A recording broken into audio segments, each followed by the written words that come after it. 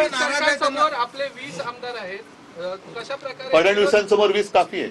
विरोधी पक्ष अजून काय ठरवलं नाही, विरोधी पक्ष नेता कोण असणार आहे हे अजून ठरवलं. मुख्यमंत्री पदाला वेळ लागला असेल तर विरोधी पक्षनेता ठरवला, अधिक थोडा वेळ घेतला तर काय प्रॉब्लेम आहे?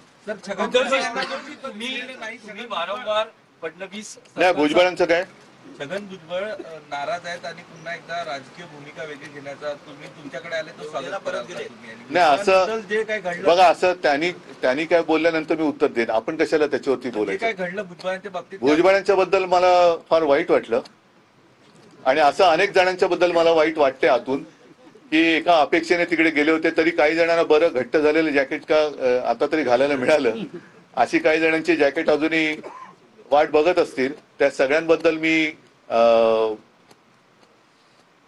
काय व्यक्त करतो, सहानुभूती व्यक्त करतो.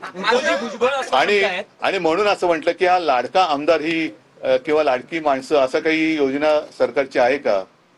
उद्धवजी भुजबळ असं म्हणतायत, जहा नहीं चैना वहा नहीं रहना.